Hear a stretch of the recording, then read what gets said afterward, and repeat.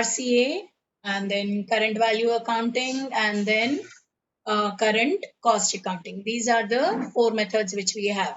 And then in the four methods, the first method which is current purchasing power technique. Under current purchasing power technique, what we are doing is we are trying to convert the historical values which are there on the basis of the consumer price index which we have, or wholesale price index which is being given by RBI. So RBI would be giving us the wholesale price index or the consumer price index, and on that basis we are going to actually convert the historical value which is there and find out what is the value of your P&L account, your financial statements which are there, balance sheet which is there. We'll convert them into today's value, convert it with the help of your inflationary pressures. Under that, we have steps. The first step which we have is conversion technique. When you're talking about conversion technique is wherein you are trying to convert the historical figures by multiplying it with the conversion factor. What is the conversion factor? Conversion factor is wherein current price index divided by previous price index at the date of existing figure. It means what's happening here? We have, let us imagine that the current price index says the value is maybe 150, and the day when you have purchased the value is 100. So you're converting that which is there into current price index. So current price divided by previous price index which is there will be taken as conversion factor. You'll multiply that with the historical figure which is there. That is basically called as conversion factor. That's the first step which is there. Okay. So, we have the first one which is there, the first step which is there, which is called as conversion factor. In the conversion factor, what we basically are doing is we converting historical figures which are there with the the current price index, and trying to find out what is the value of let that be assets, let that be shares. Right here you just see the purchase price, actual historical cost is 50,000, selling price is 1,05,000. So what we have done, current price index is 300 and the price index the day when we have purchased is 125. So we have multiplied with the conversion factor. 300 by 125 is the conversion factor. You would get the converted value. What is the value as on today with inflationary pressures being considered? You get that 1,20,000 which is there as your converted value, and then you find out what is the profit or loss.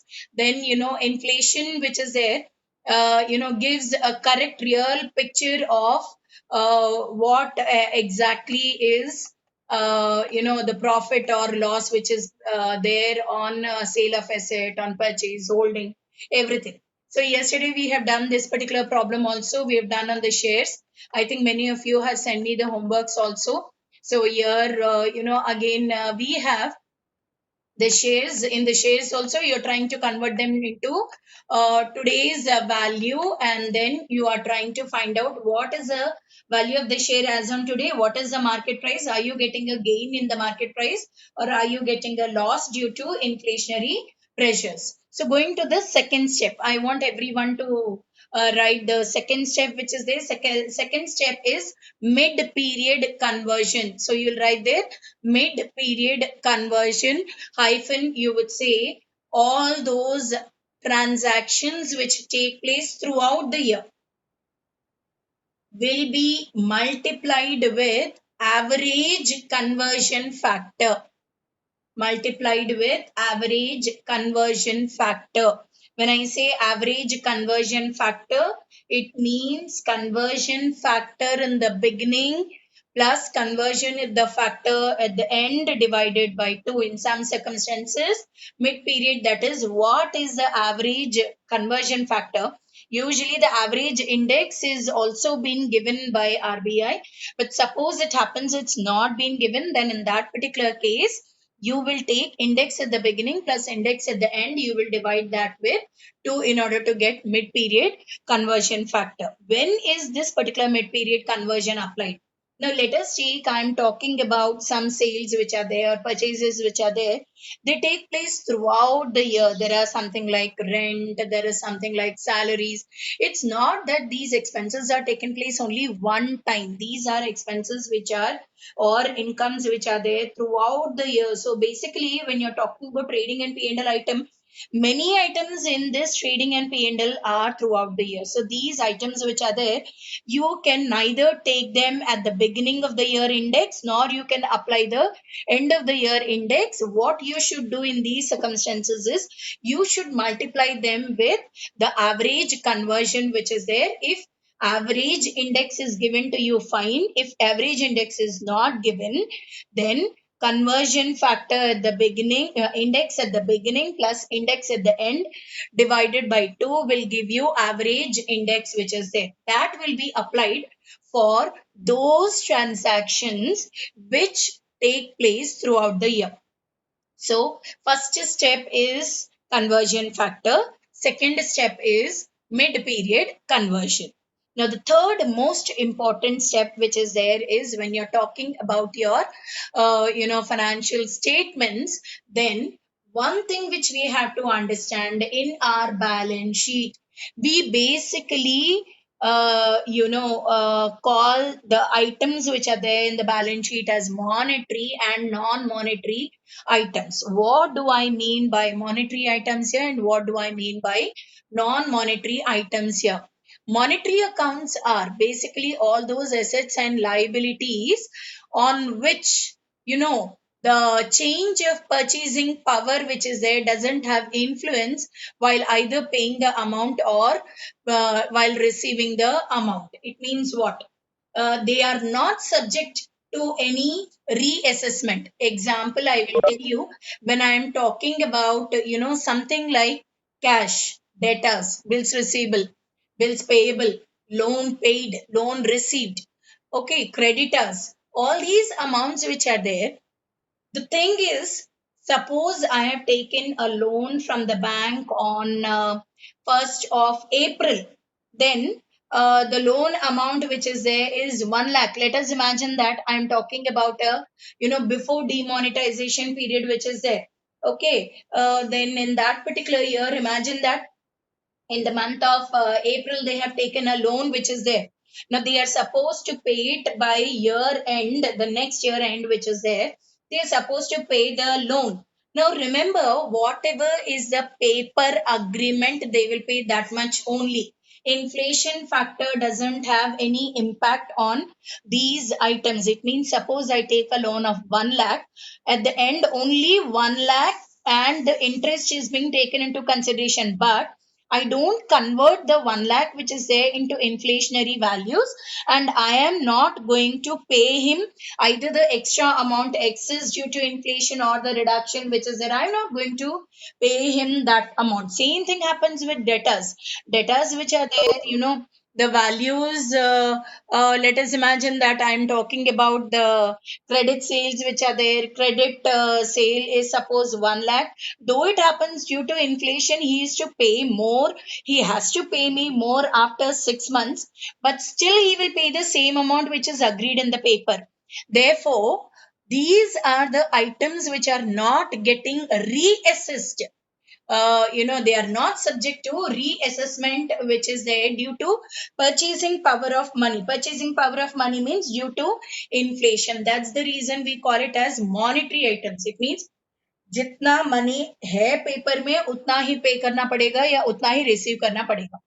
Now on these monetary items which are there, what we do is we calculate something like holding gain and holding losses. Holding gain and holding losses means that particular, imagine the debtor, he in the paper he has to pay me 1 lakh.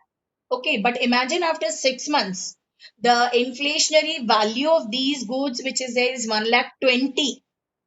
After 6 months, he'll pay me 1 lakh only. He'll not pay me 1 lakh 20. It means 20,000, which is there, is a pure loss for me. He's not going to pay due to inflation, whatever value changes are there. That is called as holding loss. Same thing when it happens to the creditors. When it happens to the creditors, imagine I have purchased goods worth rupees 5 lakhs. Inflationary value says that I'm supposed to pay 5 lakh 50,000. But in spite of that, I'll pay 5 lakhs only because in the paper, the monetary value which I can see is only 5 lakhs. So I will not pay 5 lakh 50. There is a holding gain. Therefore, I get off on these current liabilities, monetary liabilities which are there, right? So what happens?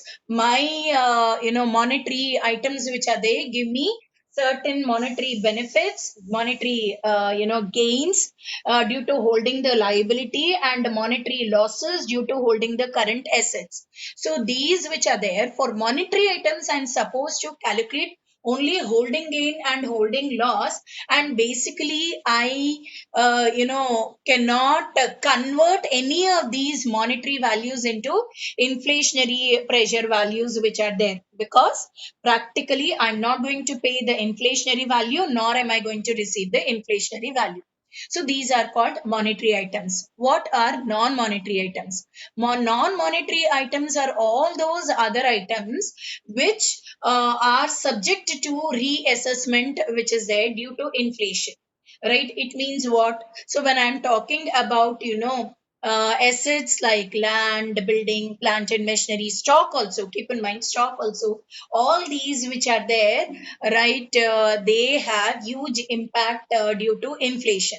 So what happens with these assets? When I'm talking about building, imagine that the value of the building is changing due to inflationary values. Pakka, I will be taking the inflationary value while selling the goods, selling the asset. So while selling building, while selling plant and machinery, the inflation has to be taken into consideration. So what happens with these non-monetary items, like the example problem which I've shown to you now in illustration 1, illustration 2, or the investment in shares, illustration 3, all these items, what we have done, we have multiplied with conversion factors. It means what? All the non-monetary items should be multiplied with conversion factor, and inflation value should be calculated to them. All monetary items cannot be multiplied with conversion factor. Therefore, on the non-monetary items, the only thing we can do is we can calculate holding gain or holding loss. This is the only thing which we can do with non-monetary monetary items. So first step is conversion factor.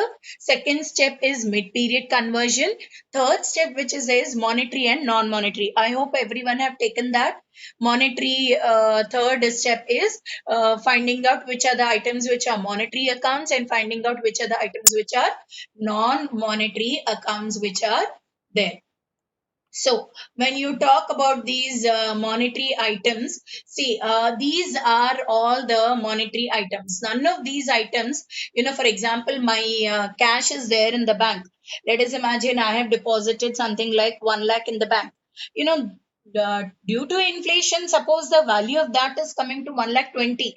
No banker is going to give me that 1 lakh 20. He will give me only 1 lakh. So for me, I have a loss which is there on these monetary items. So what do I do? All these monetary items which are there, I am supposed to take their values, check what is their price index, multiply with the conversion factor, only to find out do I have a monetary gain or a monetary loss. That's it. But your financial statements, inflation account statements also is not supposed to have them at their converted values. It means if I talk about cash, there is opening balance of cash of 8,000. I have certain cash sales. I have certain cash expenses which are being made during the year. What am I supposed to do? I am supposed to multiply them with the conversion factor. What is the current price index? 110 is the current price index. What is the respective indexes? Respective indexes are given here to us. So you are going to take cash sales. current price index divided by the previous price index which is there, and find out the converted value. Same thing you'll be doing with your cash expenses also. Find out how much is the cash expenses in the inflationary values which are there. So each and every item we are taking there. Now how we are taking the items which are there? First, it's given here. Opening balance which is there is how much? 8,000. 8,000, what is the value which is there? That value which we have is 100. So when you're talking about this opening value 8,000 into current price index divided by previous price index. Previous price index is how much? 100. So 110 divided by 100. So the value of opening balance is now practically 8,800. Next, you'll add your cash sales. What am I doing? I am preparing my, cash statement which is there, right? Your cash book, if it is done like a statement form, what do? You'll add up all your incomes, you'll minus all your expenses. That is what we are doing here.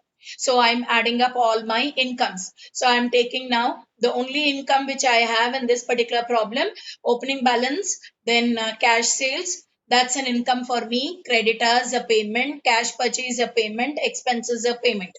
And then you are supposed to get the closing balance which is there. Okay, so my opening balance, I'm adding cash sales. I'm supposed to minus all cash payments. Cash payments are creditors, purchases, expenses, which gives me a total of 16,000. 23 minus 16,000, that gives me 7,000 as the closing balance. Now, what am I supposed to do? Find out in the monetary item, do I get a gain or a loss at the end? So when I'm talking about a gain which is there or a loss, first convert them. 8,000 into conversion factor, current price index divided by previous price index. 110. What is the previous price index? 100. 110 divided by 100. How much is the converted value? 8,800. Now take the cash sales. Cash sales, what is the current price index? 110 divided by, for cash sales is giving you the previous price index which is there on the day of sales which is there. So 104 is the price index on the day of the transaction. So I took 104. 110 divided by 104. I'm multiplying the conversion factor to cash sales. I get 15,865. So totally how much my income should have been? 24,665. Now when I'm talking about cash payments multiply with current price index divide with previous price index. Current price index how much? 110. When you're talking about creditors, what is the previous price index? 106. So I have divided with 106. I get creditors amount 10,377. Purchases which is there, their previous price index is 108. 2,000 is the purchases. 110 divided by 108, I get the converted value as 2037. Expenses which are there, their current price value is also 110. So 110 by 110 is nothing else but 4,000 only. So when I'm making payments, how much am I supposed to pay? 16,414. Right. So here what's happening? I have a total amount which is there of 24,665, which is expected to be paid according to expected to be received according to inflation, and payments which are there are expected to be according to inflationary pressure. 16,414. 24,665 minus my payments, I will get a closing balance of 8,251. Now take your actual historical cost values. Historical cost value is total receipts are 23,000. Total payments are 16,000. The cash balance which is there should have been, closing balance should have been 7,000. Now understand how will you calculate monetary loss. Expected value is 8,251. So your closing balance should have been 8,251. But your closing balance actually is 7,000. It means you are losing out. How much are you losing out? 1,251. So I do the calculation on all the monetary gains which are on all the monetary items which are there. Find out how much is my closing cash balance and find out what is the monetary gain or monetary loss.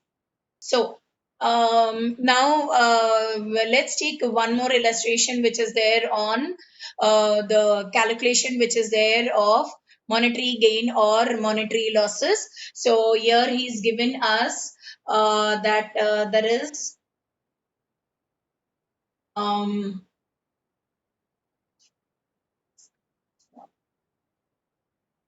okay, so we are going to the next problem which is there, that is compute the net monetary results of Apex Limited as on 31st December 1999 from the data given below. He is given us the monetary items which are there and he's asking us, do you get a monetary gain or a monetary loss? You know, monetary gain or a monetary loss is you're finding out how much it should have been, how much it is, and because of holding it for a particular time period, are you at loss or are you at some gain?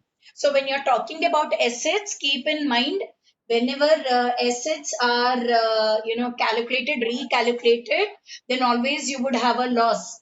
Why? Example I was giving you, cash, bank, 1 lakh has become 1 lakh 20, but bank wala will give you only 1 lakh.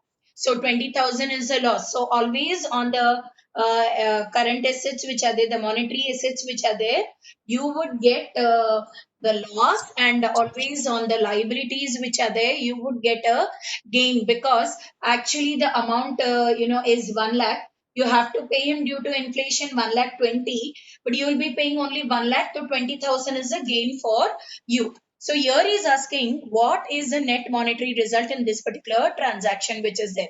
So he's given us a retail price index which is there on January 1st, 200 rupees. 200 is the price index. Average index is 210. And 31st December, the closing price index is 230. Now understand, in this problem, he is giving you average price index. Suppose it happened that average price index was not given, we would have done the average 200 plus 230 by 2. We would have done 250 as a mid-period conversion average index number, right? But because he's given, you are supposed to take the average index which is there as 210. So how do you do the calculation which is there for your monetary assets? So here what's happening, your monetary assets which you have, cash plus debtors, that's giving you 70,000.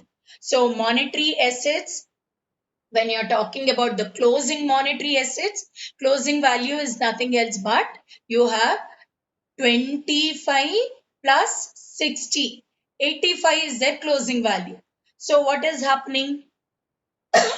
The total additions of monetary assets during the year, you have added your monetary assets by 15,000. Now, you will find the similar way how much are the liabilities added. Liabilities added which are there, you have creditors and loan as a liabilities. So creditors plus loan opening values are 1 lakh. Closing values are 80,000 plus 30,000, 1 lakh 10,000. Additions in your monetary liabilities are totally 10,000.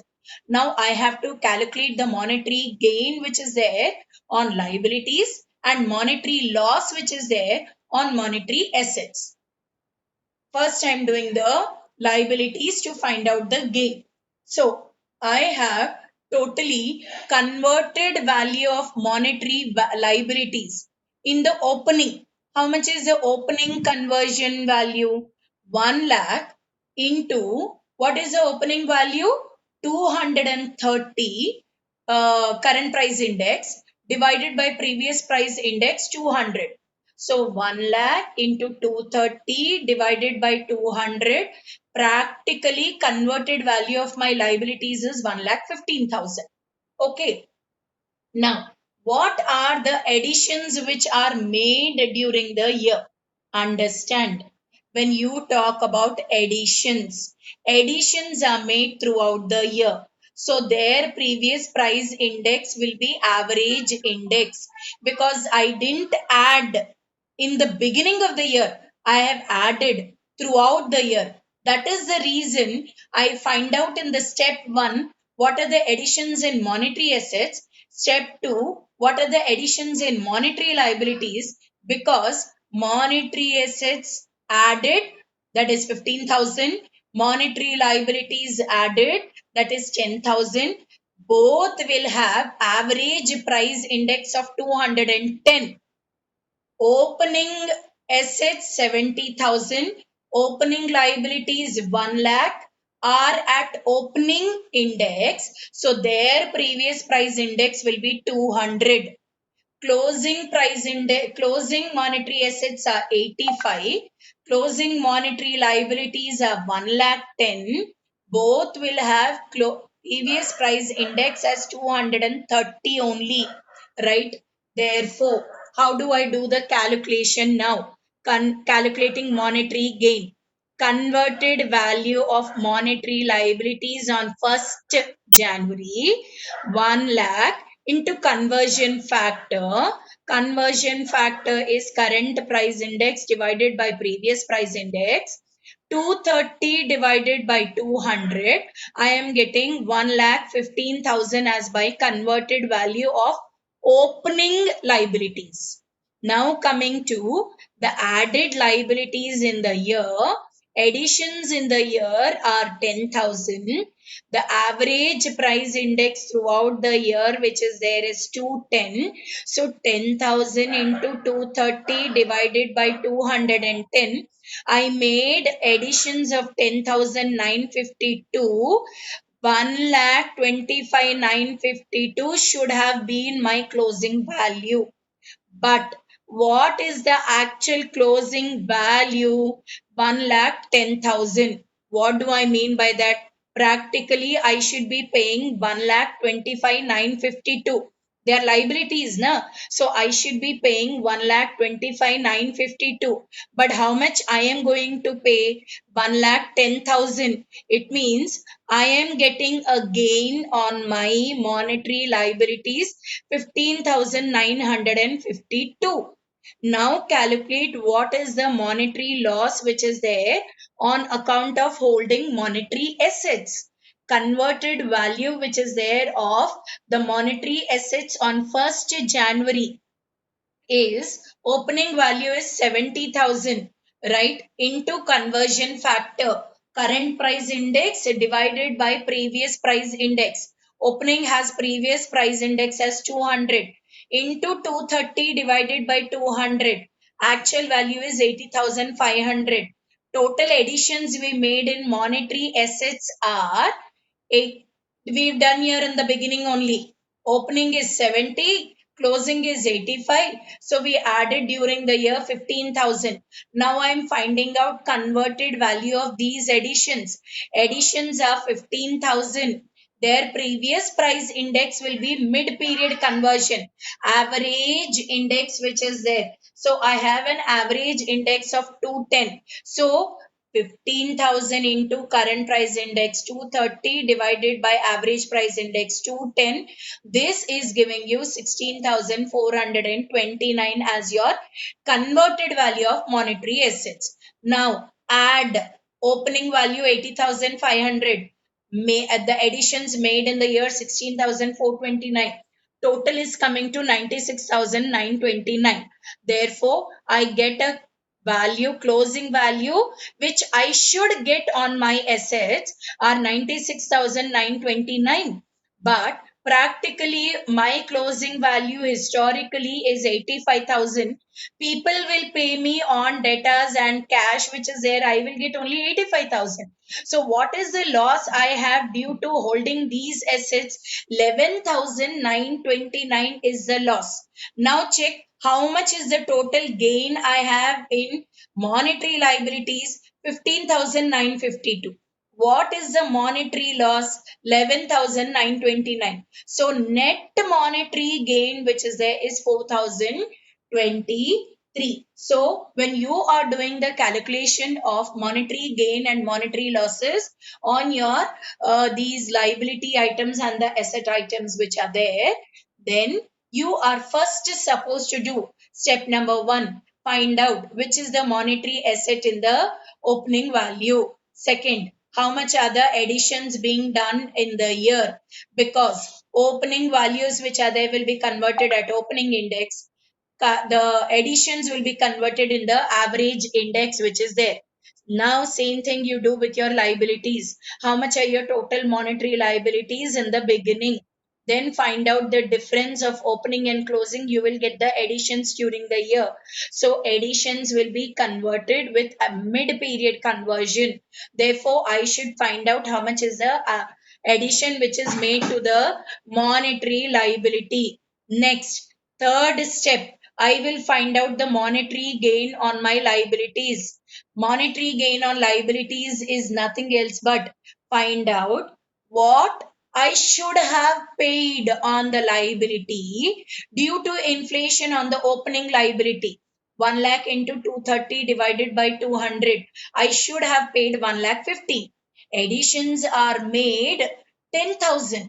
On that, apply the average price index as the denominator. So you will convert the value and find out how much I should have paid over the year additions. Totally, I should have, not paid, sorry, I should have, yeah, exactly, liabilities we are talking. So I should have paid a total amount of 1,25,952. Historical value of the liability says I am going to pay only 1,10,000. But my inflationary pressure says I should be paying a value of 1,25,952. So practically, I am gaining due to holding these liabilities which are there. So 15,952 which is there is the gain on the liability.